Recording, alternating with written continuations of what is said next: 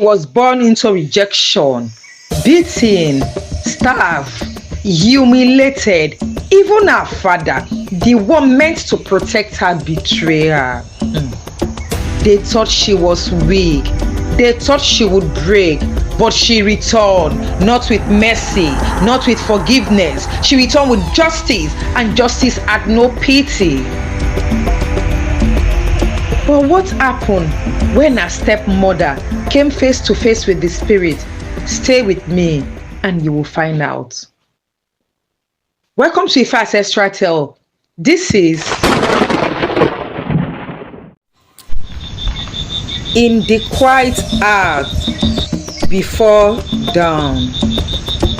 When the winds move like a whisper between the trees, the ancestors walk among us.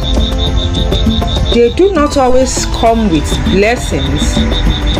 Sometimes they come with eyes that sees injustice and hands that carry faith like a sharp blade.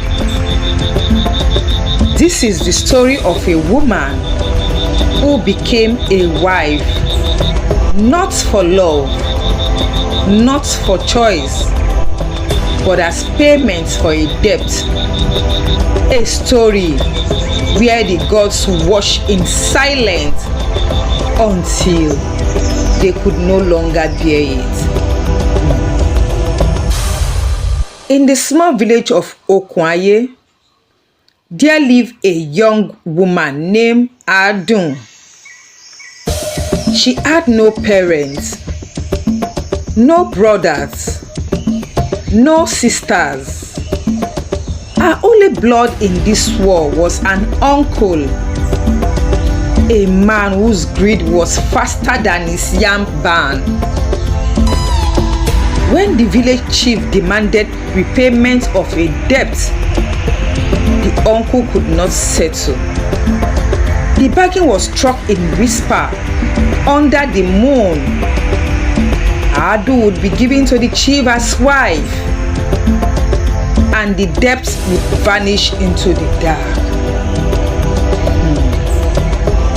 They dressed her in faded wrapper. No songs, no dance, no blessings from the elders. Just the silent shuffle of feet as she was led to the compound of Chief Owade, a man feared for his words and his temper. Life in the chief's household was not life at all. At sunrise, she fetched water from the fast stream. By midday, her hands were raw from scrubbing floors and pounding yam. And at night, her body ached from tending to his farms.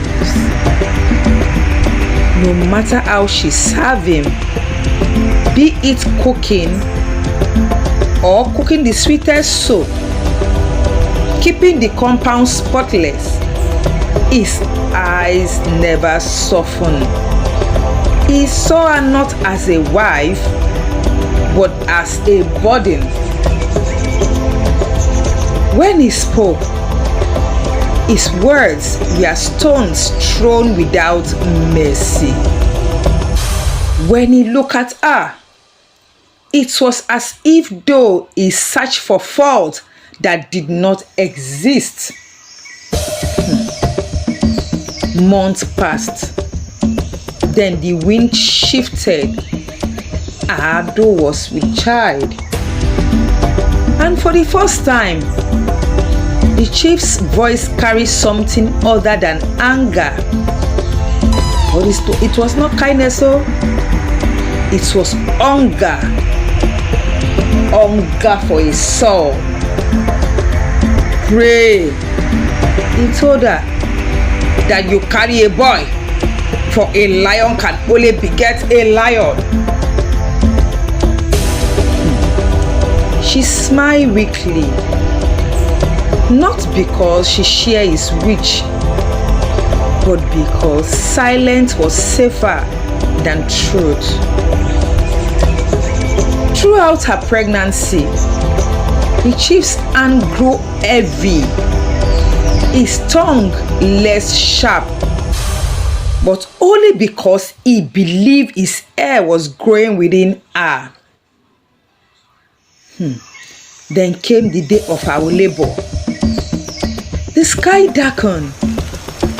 Rain poured as if heavens themselves were grieving. The wind all through the street, carrying with it an ancient unease. When the cry of the newborn filled the earth, the midwife emerged with a smile.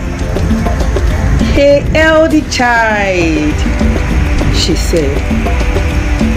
The chief stepped forward, his heart pounding.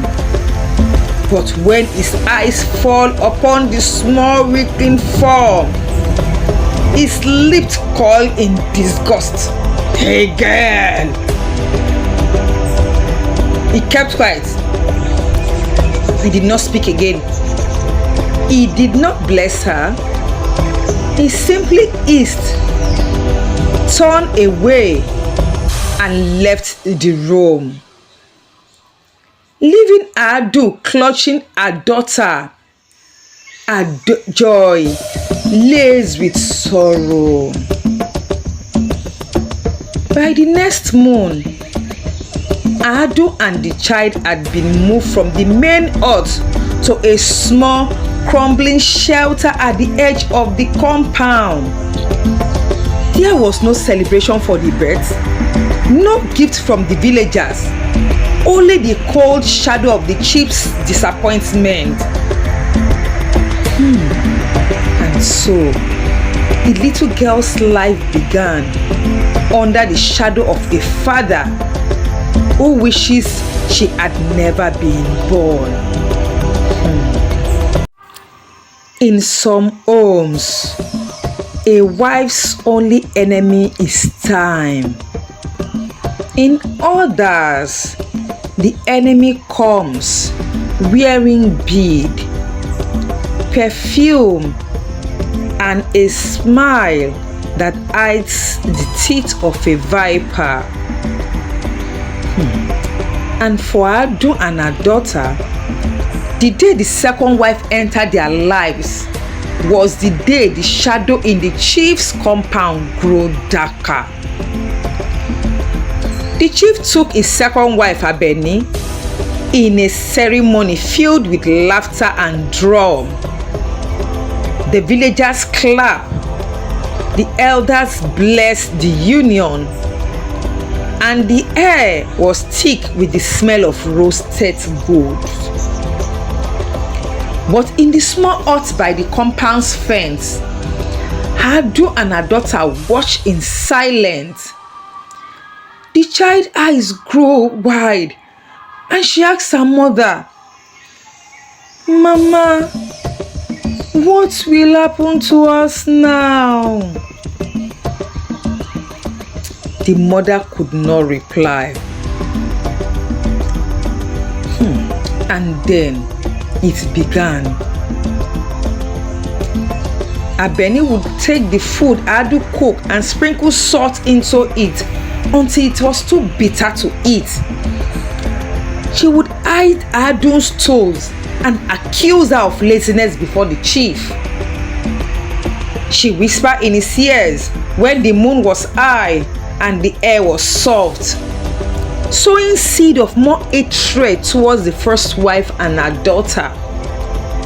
And by day, the cruelty was sharp and obvious. Hot water accidentally poured near the child's feet.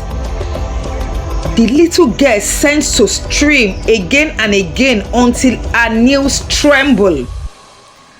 Adu left to do farm work under the burning sun while Abeni lodged in the shade. And then, like poison slowly filling a ground, the abuse began to overflow. Months later, Abeni belly swollen. The chief's joy returned like rain after drought. He boasted in the village square, "A lion has roared in my house once more." Adu said nothing, as silent heavy as stone. And when Abeni finally gave birth, it was not one hair, but two twins boys. The compound erupted in celebration. Drums beat until the earth seemed to tremble. The chiefs slaughtered a cow in their honor, and with every share, every celebration, Ado and her daughter faded further into the background, shadows in their own home. The abuse doubled. They were no longer just ignored, they were humiliated. The girl was made to fetch water for the twins, clean their waist, wash their tiny wrapper, while being told she was not even fit to touch them. At times, she and her mother would go to bed without food. Other times, the scraps from the twins' plates were thrown on the ground for them to pick. One day, the humiliation broke through Adon's patience. She gathered a few belongings, just a wrapper, a calabash, and a daughter, and walked to her uncle's house. But family is not always shelter. Her uncle, the man who had traded her for his own freedom, stood at the doorways and said, "Go back to your husband. That is your place. A woman belongs to the husband's house."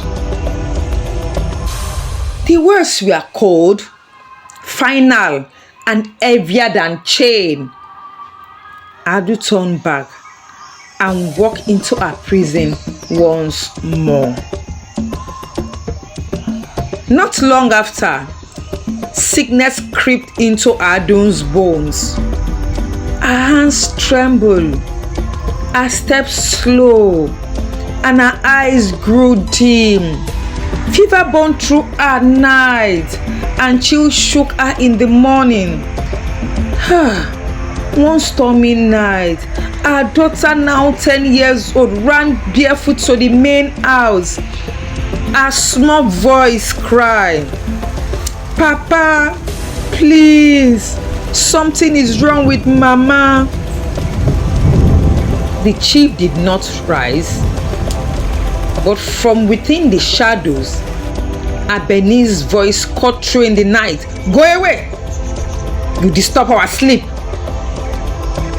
The girl did not move.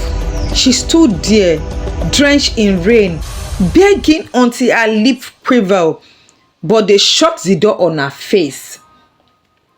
She returned to their small hut with tears misting with the rain on her cheek.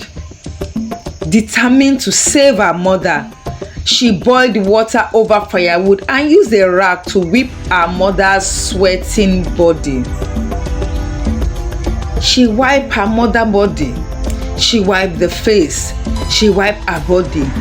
But Adu's breathing was shallow, her face pale. And near dawn, Adu opened her eyes, tears gathering at the corner. Her voice was weak but steady. "My daughter, you are the only star in this family. You are the true born. Whatever happens, remember, I will always be with you. Whenever you need me, call me." Her lip curved in a faint smile, as though she had already seen something beyond this world. Then she whispered, "Go, fetch some firewood so we can cook." The little girl refused, clinging to her, but Adu pleaded until the child obeyed. She walked into the bush, the morning mist coiling around her like spirits washing from the tree. She gathered the firewood quickly, feeling an unease in her chest. On her way back, a cold wind rose suddenly. It pressed against her skin, sank into her bone. Her pace quickened. The firewood was heavy on her head, but her heart was heavier. When she reaches the hut, the fire had gone out. The air inside was still. Her mother lay in the mat, eyes closed, her face calm, too calm. The firewood slid from the girl's hand, and the world felt silent. Grief is always a quiet thing.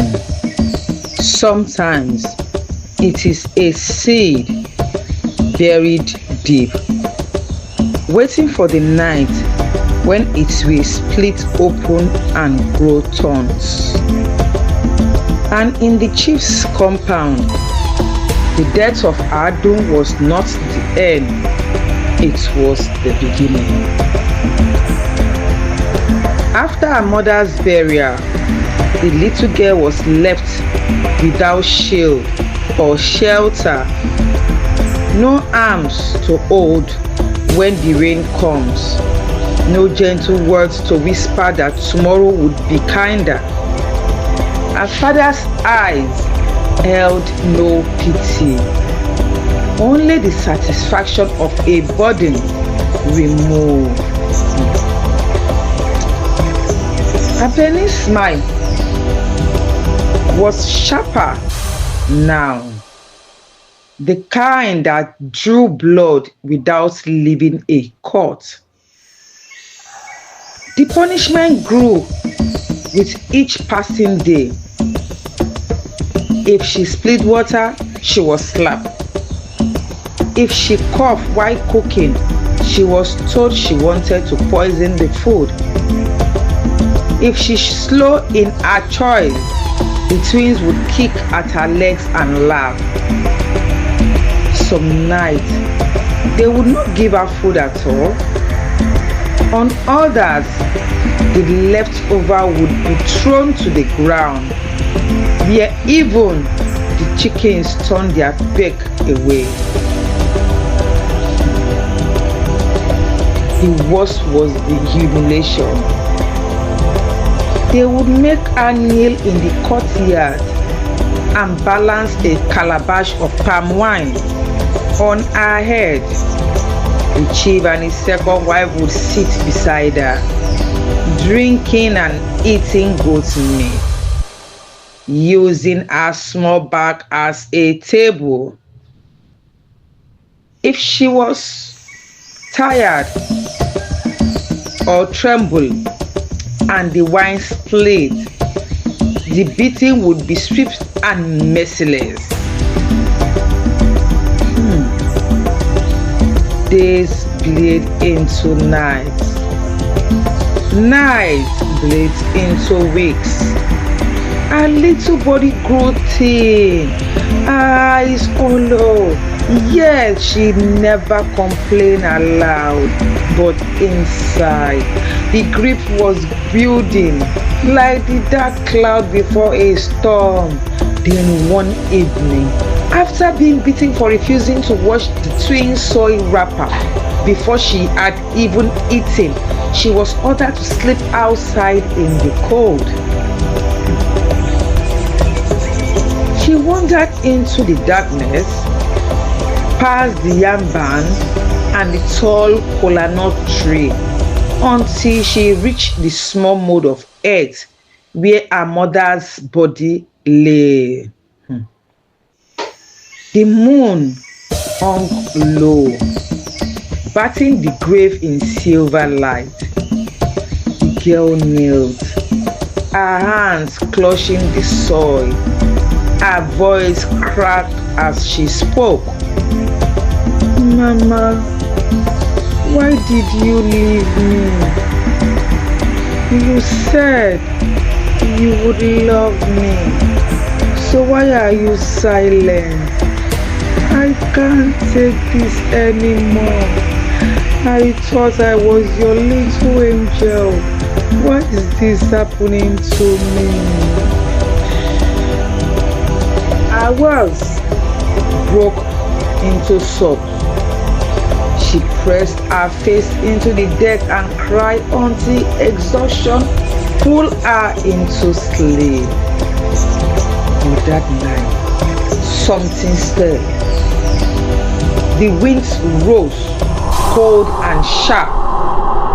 The branches of the trees swung without sound. Somewhere in the deep dark, an owl called once, then silent.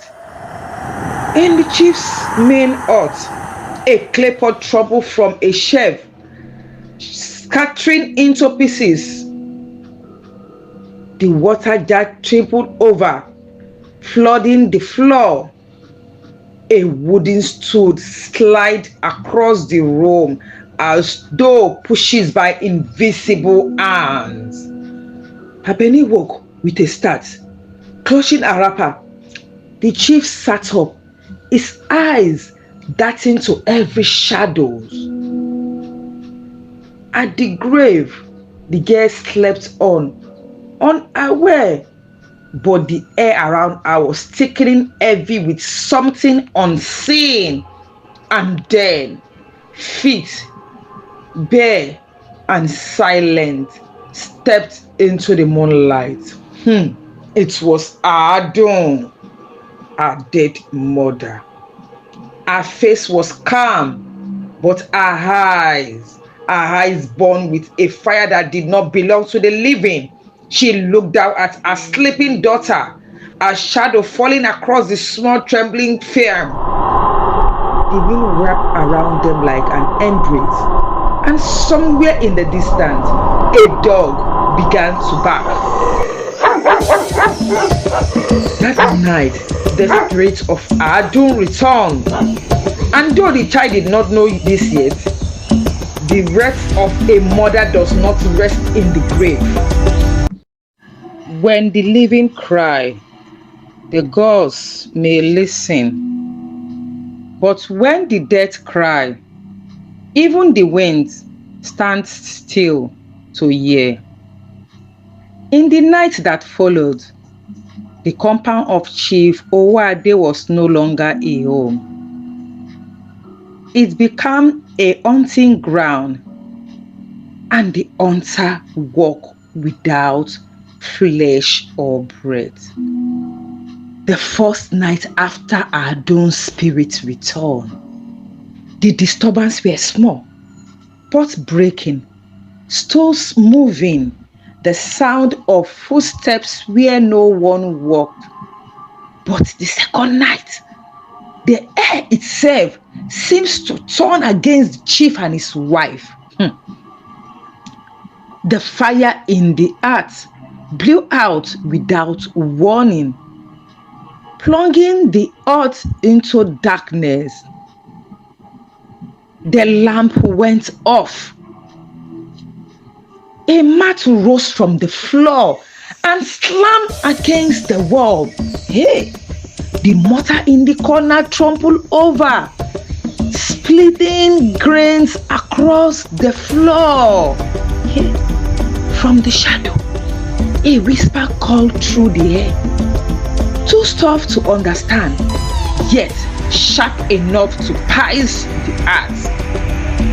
Abeni clung to the chief's arms, her teeth chattering, but he only shouted, "Leave this house!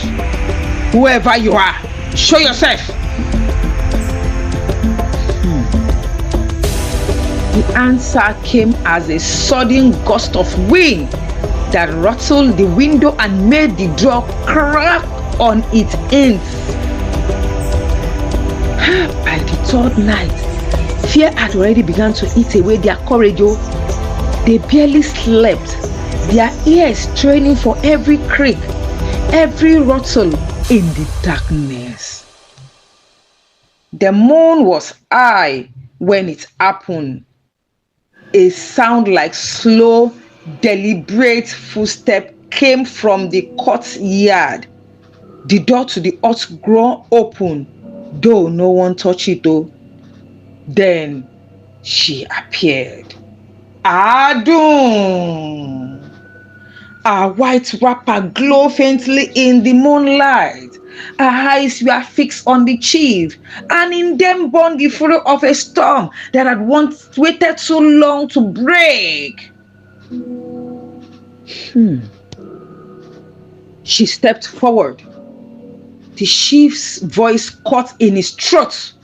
Before he could move, her hands shot out, cold, fast, and struck his face with a slap that cracked through the night like a whip.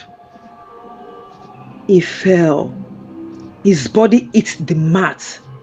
His arms and legs refused to obey him. From that moment, he could not stand again.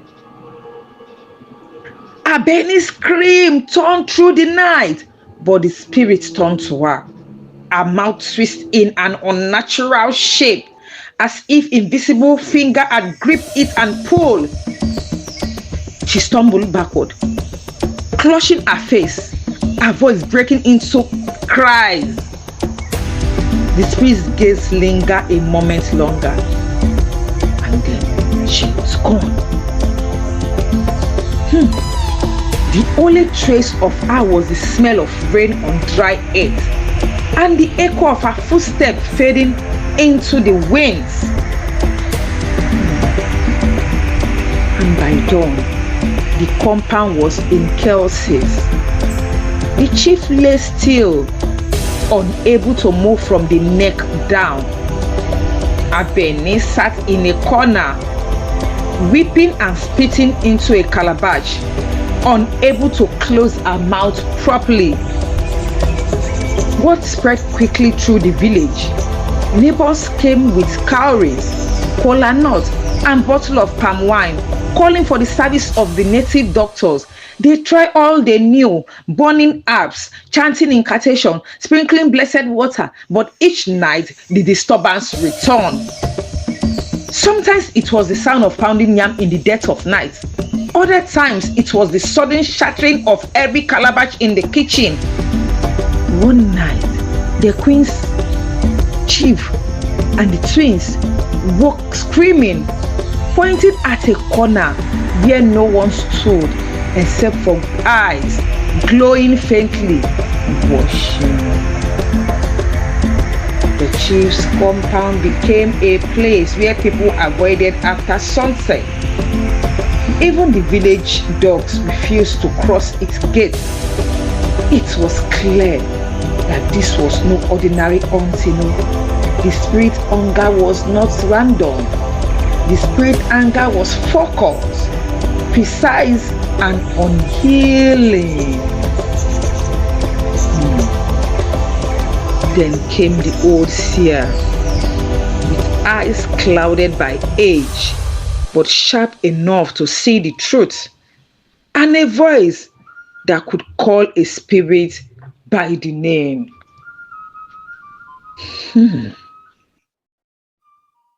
Some secrets rot in silence, poisoning everything they touch.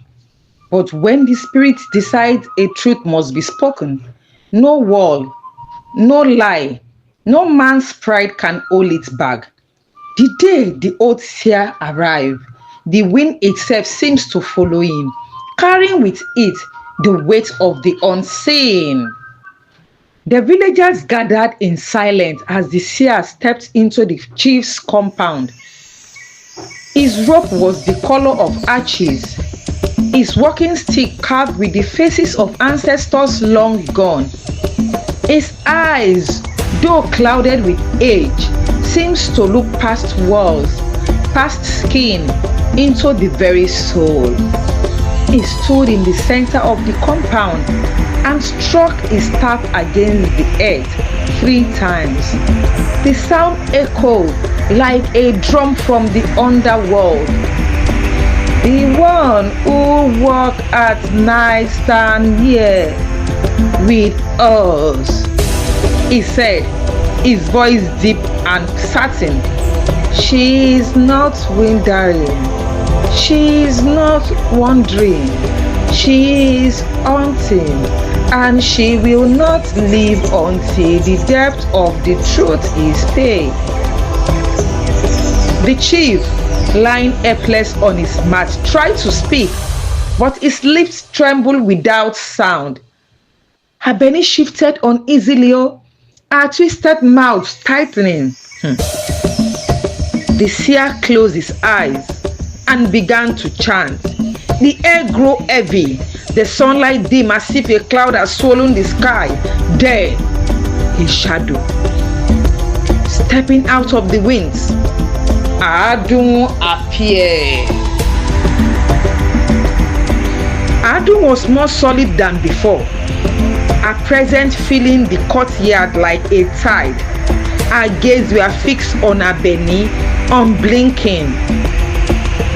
The seer spoke again, his voice cutting through the fear. The spirit said, confession, or the ground will drink more blood. Abeni's breathing quickened. She shook her head, stammering, I have nothing to say. The spirit moved closer. A mat lifted from the floor and struck the wall. The twins began to cry, their small voice shouted in silence. Finally, Abeni broke. Her words trembled out like stone rolling downhill. They are not his. The twins are not his children. I took another man in the night when my husband was away. I thought no one would ever know. The crowd gasped. Shame rolled over her like fire. Her body shook under the weight of it. The seer turned to the spirit. She has spoken. Will you leave us now? Adun's eyes softened only when they turned to her daughter, who stood silently in a corner. The spirit reached out, brushing invisible finger across the girl's cheek. You will not be alone again. The seer intercepts. The mother watches. And then, as suddenly as she had come, Adun was gone. The air grew light again, the sun breaking through the cloud. But the work was not done. The seer declared the land unclean, for the betrayer had stained not just the family, but the soil beneath their feet. So for 3 days, the village prepared. White chalk marked the corner of the compound. Goats and cock were sacrificed at the crossroads. Elders poured libation, calling on the ancestors to clean the shame. The chief remained on his mat, a shadow of a man he once was. While Abeni sat apart, her face hidden, the twisted mouth a reminder of the spirit's words. While the cleaning was complete, the seer approached the girl. He placed his withered hands on her head. Child, your cry had been heard. You carry your mother's life. Walk where it leads you, and the spirit will walk beside you. The girl gathered a few belongings, a worn wrapper, a calabash, and her mother's beaded necklace, and stepped out of the compound. No one stopped her. Even the wind seems to clear a path ahead. As she reached the edge of the village, the morning sun painted the earth in gold. She turned once, looking back at the place where she had both known love and tormented, and then she walked forward, each step a promise to herself. And so, the cry of the orphan became the song of the ancestors, a song the winds still carry in the village to this day. If you listen closely, you will hear it, not with your ears, but with your spirit. They buried her in the cold earth. They thought it was the end, but a mother's love does not rest in the grave, and a child's cry can reach even the ears of the ancestors. She came as a whisper. She struck like a storm. She left a mark the village will never forget. And so, the cry of the orphan becomes the song of the ancestors, A song the wind still carries if you dare to listen. But is this really the end? What became of the stepwife? What became of the chief? And the girl, where did she go? Beware, for greed and wickedness done in secret are not truly hidden, the ancestors says, and they judge. Thank you for watching. Do not forget to subscribe, like, comment and ring the bell so the next tale finds you before the drum do. And share this story so the wisdom of the ancestors travel far. This is Efik Ancestral Tale. Till next time, stay guided, be blessed.